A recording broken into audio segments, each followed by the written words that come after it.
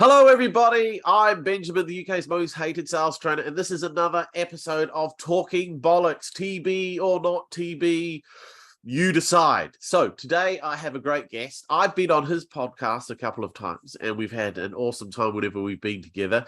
He's well known on LinkedIn. He's a creator of fantastic websites. He has an opinion on why websites are so much better than salespeople. So I would like to introduce you all, and I'm sure you already know him if you follow me, but this is Mr. Sam Dunning. Welcome, Sam. Hey, Benjamin. Good to be here, man. Thanks for having me on, and excited to have a chat. Yes, indeed. So as we say, the purpose of my podcast is most podcasts want to speak to really cool people and leaders and gurus and all that. And I want to talk to ordinary, everyday folk who are out there in business and who are selling, because the people in the trenches are the one that matter the most. None of these, thought leaders or stuff like that, even though I'm not saying you're not, but you know where I'm going at, yeah? So first question I always ask everybody is, how on earth did you end up in sales? Oh, that's a good question. So mine's a bit of a funny one, actually. So if we rewind, I'm 31 now, but back to when I was about 17, 18 or so, I used to have an obsession with a game called World of Warcraft. I used to play this game like crazily. It basically sucked my life in for many years. And then eventually I was still living with my parents. Are like, Sam, you've got to get a job if you want to stay. So I was like, fair enough. So I worked initially, just handed my CV into a bunch of places, and Jessop's Camera Shop, if you remember them. I do. Not sure if they're still on the high street in the UK, but they accepted me in. At the time I was doing media in college, so it was kind of relevant, and that made me realize I actually hate the general public, because working in retail is probably the ultimate patience test. So my wife now, she's a manager in a retail store, and I have no idea how she does it, because the amount of abuse people would give you. And the thing was, like, when I was working there, you were told to go up to prospects that might have been looking at cameras, video cameras, you name it, and say, look, hi, how are you doing? Can I help you today?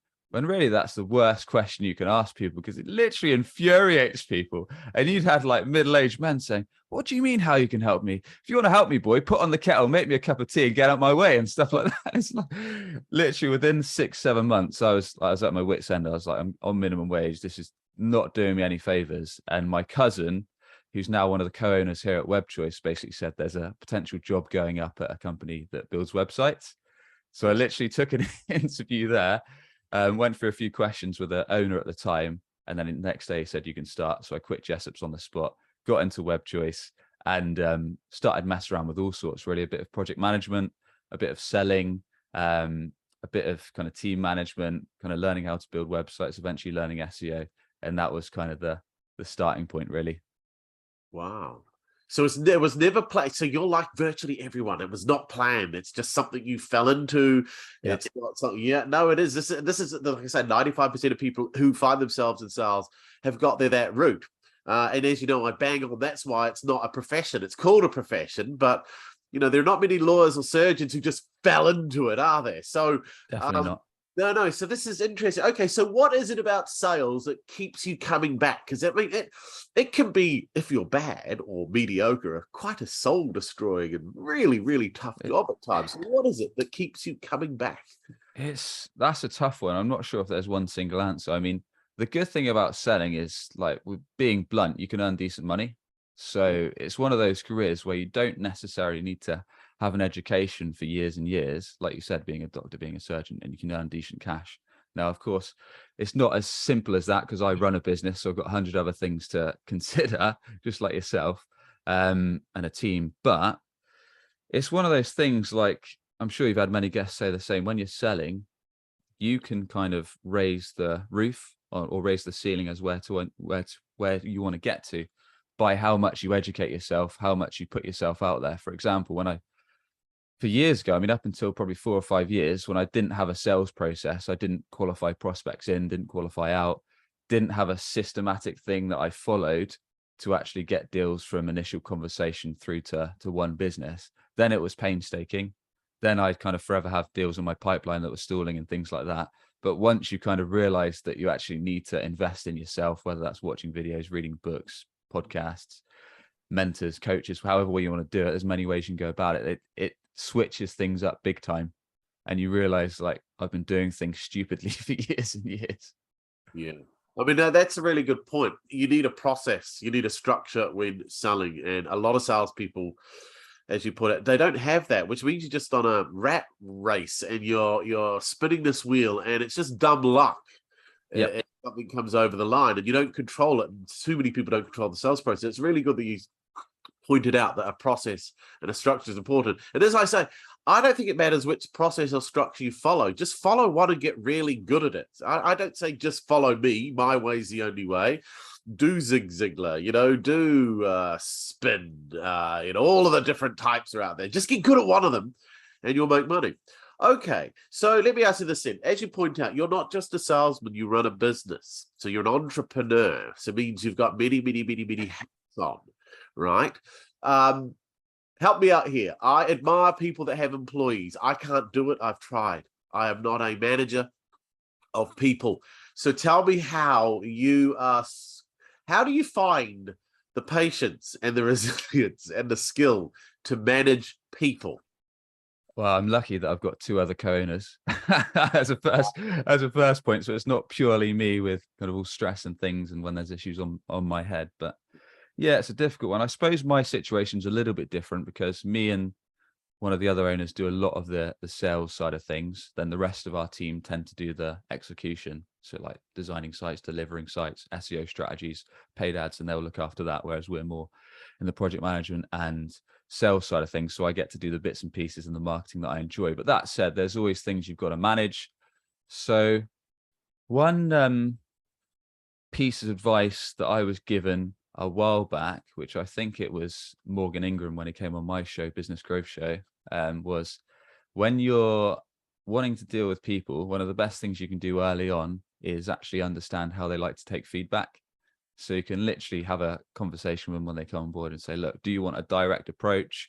Do you want me to be super blunt and say, look, you've done this wrong, but can you look to improve this? Or would you rather I'm more subtle, like say, look, you're doing this well, but there's A, B, and C that we should look to improve, and here's how we want to do it? Or is there another way you'd like to take feedback?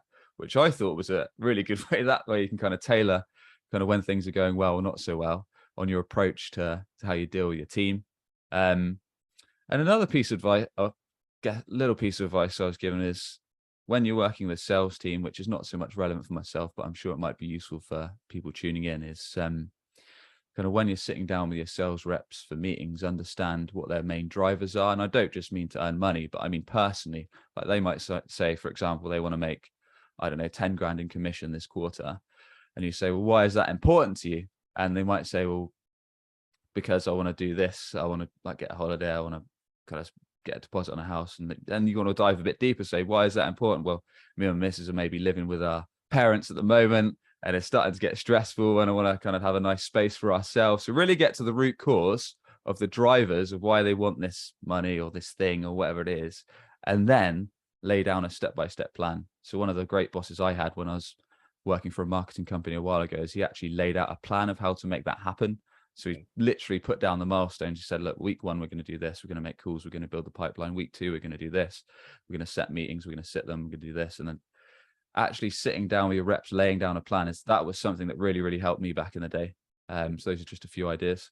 All right. All right. All the nice stuff's out of the way now. Let's get to the meat and veg here. You're a web designer, marketer, various hats. You're on LinkedIn. There's so much noise out there about websites, about marketing, and I have no doubt that you have strong opinions on this. So what do you think is the biggest lie, the biggest BS that is pumped on LinkedIn or other platforms about websites and marketing that you wanna go to town on? Because there'll be people watching this that may be pushing that very ideology. So what is it? So let's have a fight. Go on. What is it you hate about the crap? There's probably like 100 points. I think probably one of the worst ones, which isn't so relevant for mid-sized businesses or large corporations, is the fact that you can probably build your website and it'll get results, as in build it yourself. So do a DIY builder, whether that's WordPress template, whether that's Wix, Squarespace, things like that. Because the thing with building it yourself is fine, and you could probably do an okay job to show your wares. But when it comes to, if you're a solopreneur, it could probably serve you all right. But when it comes to kind of businesses that have got 10, 20, 100 or more staff, it's not really going to work, because ultimately most businesses, especially in tech, SaaS, etc., you name it, rely on their website to be one of their main providers. As much as you probably hate me to say this, Benjamin, is for their inbound leads, their demo requests, their consult requests, you name it. They're pumping thousands a month into paid advertising, LinkedIn ads, email marketing, SEO, various marketing channels, driving people to this site. So this site needs to be a workhorse to drive qualified opportunities for their sales team. And if you neglect it, then it's going to screw you up. So what is the biggest mistakes people do when they build their own website then? Because again, you could build something that you think looks really quite good and it's what you want. It's got the functionality. They can click on this, they can watch this video, they can go through to a cart, and they can buy something. And so you're looking there, well, this does everything that I need it to do. So what are the big ballsy mistakes they're making that they shouldn't be?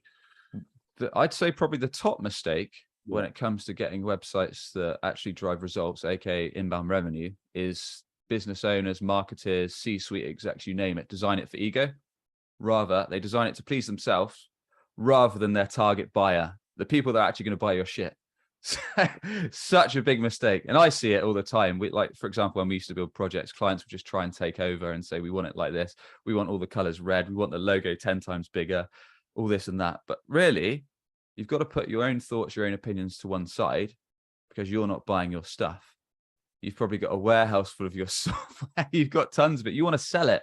So understanding what your ideal client, whether you're selling to marketing execs in, I don't know, agricultural software industry, or whether you're selling to someone completely different, you need to understand what their main drivers are, what they care about, what their main problems are, so you can leverage that on your website quickly show them the bits and pieces they want to see in order to give them an informed decision, make them feel like you're someone you can trust, and then guide them to take the next step.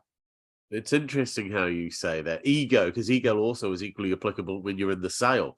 Some people love to talk about what they love, which is the same as building a website in the way that you want it to be built. You build it to please yourself and satisfy you. It's funny because when I had mine built, I said to the guy, just carte blanche, you do whatever is required to make. You're the expert, I'm not. I don't know. And I accept that if I build a website that I like, that I'm probably building it for me and not for my audience. So you build it in a way that you think will make it work. There are just certain things I wanted it. I want my brand logo and I want my name. But other than that, you figure out everything else. And I stood back because what's the point of paying someone all this money to be an expert? And they'd say, yeah, but I still want to do it this way. It's like, and you know, you wouldn't do that with a lawyer or a doctor, right? Yeah, I hear you. Good advice, but I'm going to do this. It's like, you're an idiot. But you're right. People are ego. So we were talking just before the podcast came on about you think websites are better than sales reps. Explain. Yeah, they are. So your website is literally better than any salesperson. There's a number of reasons because of that. I mean, your website's live 24/7. It's constantly in front of your ideal prospects, your ideal target audience, on the basis that you market it effectively and you're displaying content, you're getting ads, you're marketing in front of the channels they actively use. So the other thing is that websites don't have emotions. So as we talked about then, websites don't have an ego. So on the basis that you're actually designing it for target clients, and by that, I mean, you're leveraging things like in your content, in your messaging, the main problems that you fix that your target audience really care about. You're leveraging the main benefits that they want to see. You're using your website to build trust with things like social proof. So whether that's reviews, testimonials, videos, case studies, all that good stuff. And also, your website's not afraid to qualify people out, whereas many salespeople are. A lot of businesses are scared to share things like pricing on their website, whereas I say it's one of the best things you can do, because your website could generate a ton of leads, but they could all be poor fit, wrong type of client, or they couldn't afford what you do. Pricing, having a range of pricing options on your site means that your sales reps can speak to people who can afford your stuff rather than wasting everyone's time. And also your website can convert, if it's, like I said, if it follows the right steps in terms of designing, copy and build, it can convert a steady flow of opportunities, whereas sales reps would rather hang out on LinkedIn, send a few emails, and they'll be done for the day. Well, interesting you say that, because everything what you have said sounds to me, and a website's designed to take an order, right? Designed to, yeah, pretty much. Yeah, and most salespeople are actually order takers. They're just really crappy ones. So I think so. I disagree technically with the phrase that they're better than sales reps, because most sales reps are order takers. I think what you mean is that websites are much better order takers, and they're just honest about it. Whereas a sales rep thinks they're in sales, right? It's not far off. Yeah. Because I don't think a website can sell. I think it can do exactly what you've said. It can draw people in. It can answer their intellectual questions. A lot of people, if they come into your website, may have already made the decision they're going to buy. They just need the intellectual, satisfaction that this is for them. So I think they are great at, taking orders. But I don't think they sell. I'd jump in with a few things. So No. there's different types of traffic you can get to your website, or different types of visitors, ranging from people that are super warm Yep. to people that are cold. So let me give you two examples. Someone that's super warm, Benjamin, in your case, might be someone that's followed your videos, your text posts, your content on LinkedIn for 6 months, a year or longer. So they've warmed to you. They've got an idea for your personality, what you're like, and they're going to head to your website. Probably doesn't matter that much how bad your website is, because they followed you for so long, they already trust you. Unless your website takes about 20 seconds to load, looks awful, is difficult to navigate, and can't let them do the transaction. Maybe they want to book onto your course. Let's say it doesn't do anything, that they're probably still going to buy from you or request a consult. Now that's a warm visitor. Let's go to the other side. Someone that's maybe just stumbled upon you on Google.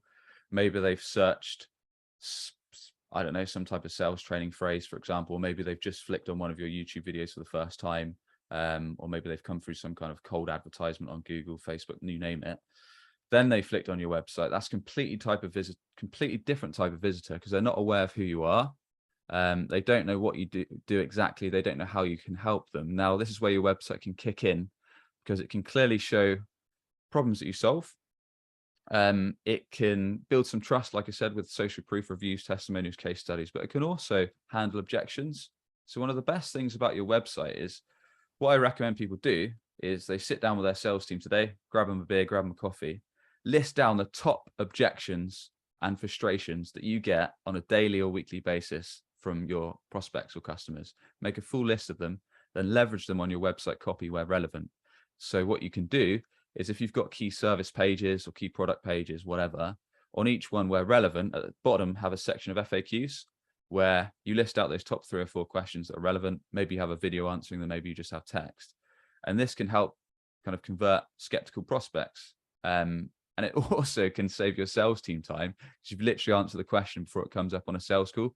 So that's super effective, as well as having kind of trust builders and then qualifiers, like sharing your process, who you can, who you can't help, and then guiding people with pricing, and then making it easy for them to give you a call or request a consult, whatever you want to do, demo.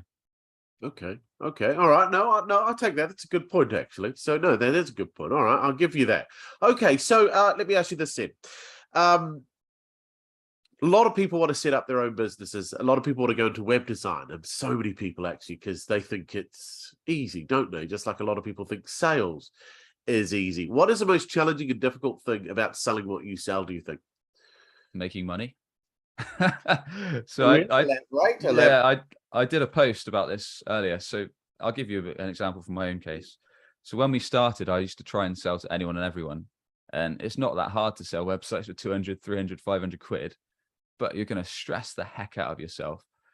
As with most things, when you sell cheap, the clients tend to be the most problematic, and they tend to want the earth on a stick for 20 quid. Not all the time, but it's quite often the case, from my experience anyway. So it means that you're selling stuff, but unless it's just yourself, or you're doing this on the side, you're not really going to make much cash, and you can cause yourself more harm than good, just stressing out forever building these kind of cheap sites where clients want unlimited revisions. However, if you niche down, so if you think, well, I'm specifically want to target this industry because I know that the sites we build are going to be really useful for them. For example, we tend to now, whilst we do other ranges, because we get inquiries from like B2C companies, etc., we tend to focus on like B2B businesses that want their website to act as a lead generator for their sales reps, whether that's demos, consults, etc. So typically those companies are going to have a decent sized sales force, and they're going to maybe already be using their website, but it's not as effective as they hoped it would be. or maybe they're investing in marketing, but it's not converting a steady flow of leads. So we know that that's the kind of niche we want to target. Therefore, the way we market ourselves, the content I put on LinkedIn, the ads that we put out, the podcasts I put out on my channel are all geared towards this type of audience. So the type of marketing reflects that. And likewise, the end product, the tool that the engine we use to then convert that traffic, the website, is also geared to speak to that type of audience. So understanding who you want to attract, who's actually got decent money to spend with you, who appreciates the product, who's going to get real use and value out of it, and kind of niching down to that. I'm not saying you can do that straight away, because initially, yes, you need cash flow. You need to build up testimonials, case studies, just like we did. But once you've got a bit of cash in the bank, once you've got those kind of social proofs and you're ready to ramp things up, then kind of taking that next step is going to help out a lot. Okay. And what channels do you use then to drive people to your website? Because obviously a website's great, but if no one's going to it, then it's useless. It's utterly useless, right? So you obviously, you build great websites that do everything that you've said, but you got to get people there. So you must do this. So what do? How do you drive people to your website for your business? Yeah, one of the most important things, right? Because we've literally had clients that we've talked to and they want to spend 20 grand on a website or more. And then it's like, well, what are you spending on marketing, or what are you going to keep aside for marketing? And they're like, oh, not really thought about that. Well, that's the most important part, actually driving people to the site. So what we do, I mean, to give you an insight into our top channels, and then feel free to quiz me if you want to know about other industries, what might be effective. So our main driver is SEO. So we sell SEO and we very much practice what we preach. So in UK, EU, if you type in web development company, we're organic page one. So that drives. Help me out, because a lot of people hear the phrase SEO all the time. It's constantly bandied around, but I think there's a bit more to it. It's I know it stands for search engine optimization. It's being found. Yeah. So I'm a sales trainer. I mean, that's probably going to be one of the most ubiquitous terms: sales training, cold calling, and there are thousands. So how do you? Yeah, I mean, don't give away your secrets, obviously, but how would you get someone like me, someone Google sales trainer? How would someone like me pop up no matter where they are in the world? I mean, I'm not asking for free advice here, but just an overview of how this works. Yeah, so yours is a tricky one, right? So SEO is basically the process of getting your website organically in the non-paid listings to page one of Google, to drive traffic, inquiries, whatever you want to do. Now, sales trainer, that term is extremely competitive, right? Yes. So a big mistake that people do when they come to SEO is they try to target massively competitive search terms. And it's like, unless you've got a massive budget or a massive team to do this work, you're probably never going to do it. Right. So you want to niche down with what's called longer tail keywords. So what that might be for you is, I don't know, best sales trainer in London, or wherever let's say, or your case, maybe you do a bit of work within the finance market, right? And I imagine they've got a decent amount of cash to spend on projects. Yeah. So you might go specific to that industry because you know they have a need. So you might go financial sales training or sales training for FX companies. Gotcha. Yeah. So rather than going for super competitive sales training, because any Tom, Dick and Harry, and also you might get a range of inquiries with like no budget to a little bit. So picking that niche. So going for some search terms that are relevant, niche, etc., is a good first step. And also making sure they've got a bit of traffic. So using tools like SEMrush or Google Keyword Planner, you can research that. And obviously then, with your knowledge and skill, you help people figure out what those words should be and what the terms. Yeah, exactly. It's like trying to rank for something like CRM and you're going against HubSpot and Salesforce. It ain't gonna happen. Yeah. And then you'd map out a strategy with work on your website, off of your website. And you said something interesting, which I want to pick your brain on as well. You said paid adverts and organic. And am I like most people? I don't click paid adverts. There's something about paid adverts that you recoil from. Why is that? It's a good point. And one interesting thing is Google are constantly trying to tweak the way they present them. Like they used to say ad, and then they said sponsored, and then they changed the color of the text sponsored, and then they flicked it again. So they're constantly testing ways that can make people click through and think it's an organic listing, even though it isn't. But I'm the same. Like my reflex is, because I'm in marketing, I don't want to cost people like £5, £10, or however much it is to click the ad. I'd rather go to the organic search. But I think it's a funny thing, Benjamin. I can't tell you the exact psychology, but I think from what I've seen, people place more trust in organic listings. So because they why know they can't haven't paid. people make them just look organic?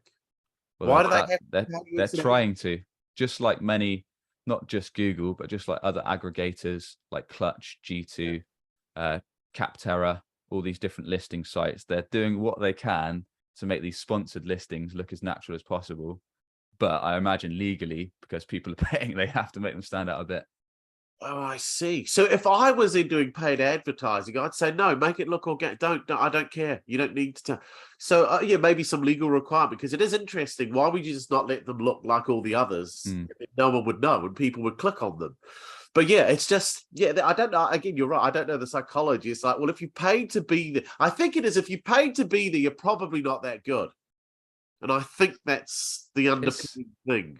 Yeah, I mean, with Google Ads, you can do a mix, right? I mean, if you're, for example, if you're working in your SEO, depending on how competitive the industry or the sector or the keyword you're going after, what would be quite interesting is to look at some of those for you. Like if there was industries that you wanted to tap in and then see how competitive they were. But anyway, that aside, if you want short-term results, then sticking up Google Ads makes sense whilst SEO work's going on, because SEO tends to be a bit longer. Or if you want more exposure, so if someone searches, in your case, FX training, FX sales training, if they see your ad and your organic listing, it might place a bit more trust because they see you in both. And then likewise, if you're on LinkedIn, it's just building up brand. Okay. Interesting. That's very good, actually. I think viewers are going to find it most interesting. Okay, so few more questions. Looking back on the journey you've been on to get from where you are to who you are now, what has been the worst moment of your journey, and what has been the best moment of your journey? And you can't say giving birth to my son. Something like that. Yeah, you're not allowed to do that. It's going to be business related. Everyone always goes for the soppy. Oh, birth of my son. No. Let's focus on the business. I was going to say the pregnancy scared the shit out of me. So it's much better now. He's two. Anyway, yeah. So worst part. Oh, there's been some terrible downs, like we were discussing off air. Just like when we were doing kind of real cheap websites, trying to work with anyone and everyone, and you're just tearing your hair out, like because you offer things like unlimited provisions, which I think most business owners have been there. Like at the moment, at the start, you're just trying to pick up work to get cash flow and things like that. So just picking up silly jobs, doing stuff super stupidly cheap, saying yes to everything, and then just realizing that you've invested so much time, you've made a loss, you've stressed yourself out, you've probably stressed your partner out and whoever else. So those kind of things. And then, yeah, before I worked for WebChoice, I worked for a marketing company that tried to scale too fast. So they hired a bunch of sales reps, and then like a month or so later, it all went Pete Tong, all collapsed. So luckily, I came back to WebChoice and then eventually became an owner in business. And so I was quite thankful about those kind of things. So those were pretty bleak points, just kind of falling out of a business and stressful projects, things like that. And I'm sure there's been plenty others.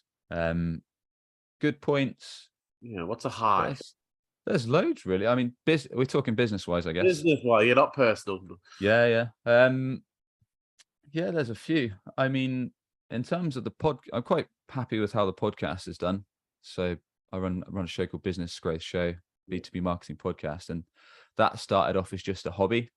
So I think literally I just interview people that I admired, sales trainers, marketers that I wanted to learn from, and then over time we geared it into more of a tool to interview kind of B2B marketers, leaders, and things like that to actually give actionable advice on B2B marketing, and it's kind of become a business in itself, really. So it's got sponsorships, it fuels WebChoice with leads and things like that. So that's quite a good one. And then of course, when you actually build a website for a business that generates results. So when we actually build a website and an SEO campaign, and then the business come back and says, look, we're only getting 1 or 2 leads a month, and now we're getting like 5, 10 plus a day.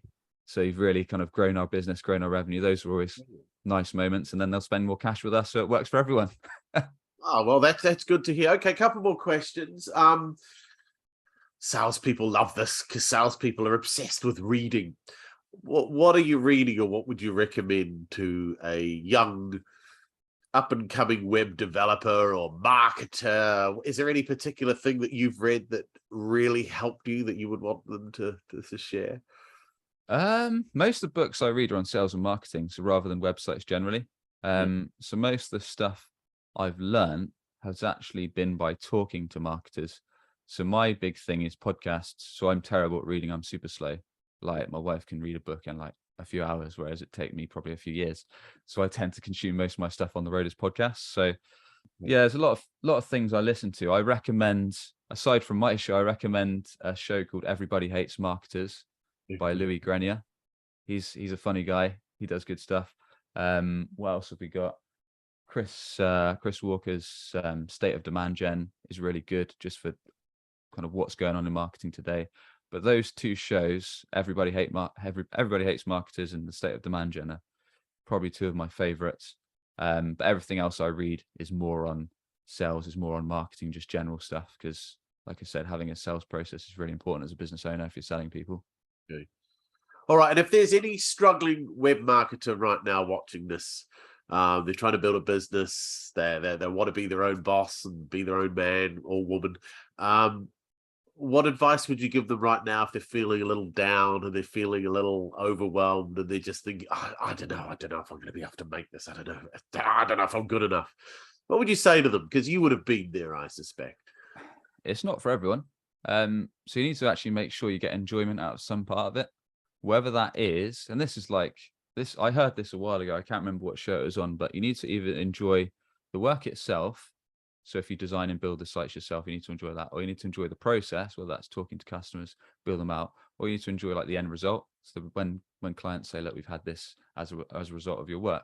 So you need to enjoy some element of it. If you don't, then you need to do something else. Now, that said, that might sound a bit blunt, but it's true. Now, with that in mind, then yeah, there's always ways you can pick up work. So if you're like a new website designer or something similar, or marketer, and you think you're struggling, there's a bunch of ways you can pick up work. Starting with your existing networking connections is always one that I do when I start new businesses. So thinking up who are past customers, past contacts, past colleagues, who can you message, who can you call, get on the phone to and say, look, we've started this thing. Like, do you know anyone that might find this interesting or useful and things like that? There's always work to be found. Always look for the quick, easy wins. If you're on LinkedIn, if you're connected to people, always look for the quick wins, because that'll get you work straight out the bat. And then from there, then you can start ramping up things like building a brand on LinkedIn, posting content, YouTube content, podcasts. There's so many free ways. I've got tons of tips on my podcast for that kind of stuff, tons of ideas. And if you're struggling, feel free to message me on LinkedIn. Actually, I'm going to ask you another question I just thought of as you just said something there, and I wouldn't mind your thoughts on this. Yeah. A lot of people on LinkedIn bang on about creating a personal brand. You need a personal brand. Yeah. Now, I hands up, I have created a brand, but I am a one-man operation. There's nothing else. There's no organization. There's nothing. I literally am me. So I understand why someone like me has it. But you're someone who works for a marketing agency or a big web development company, and they've got everything. You are just one of their sales reps or one of their web developers. Do you need a personal brand to sell? I mean, what are your thoughts on this? Because my fear is too many people are being told to do something they don't do. I don't buy because of the salesman's brand. I buy IBM because it's IBM.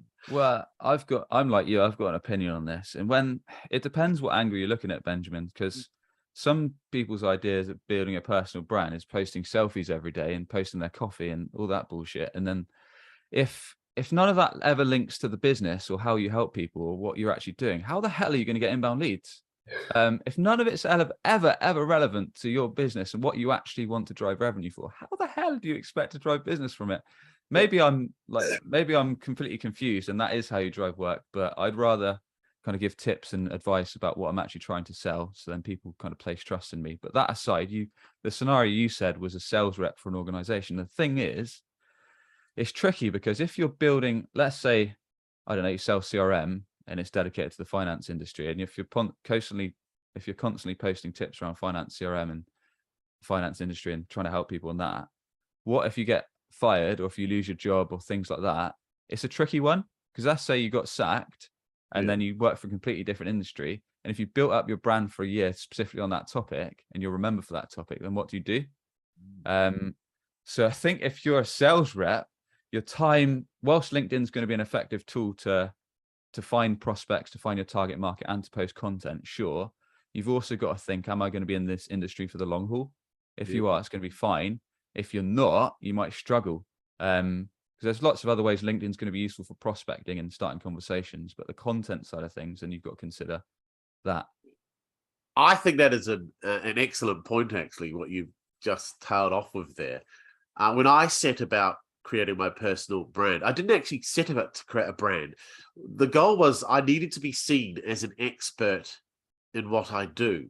And so the goal was never to call myself an expert. That's why I came up with UK's Most Hated. I wanted the exact opposite of what an expert would be. But over time, through providing content and putting stuff up, people started to say, I think this guy, he's not just an idiot in a red hat. He actually kind of knows what he's... And so I've created, but you are right. How do I take this personal brand into any other field?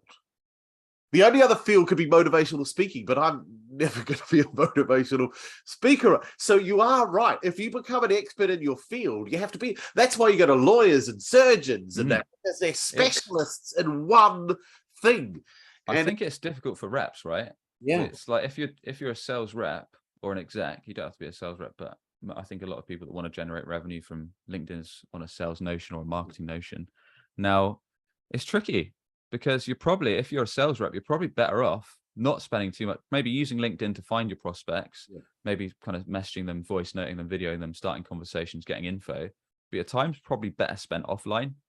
I agree. Especially if you think you're not going to stick out the industry for the long haul.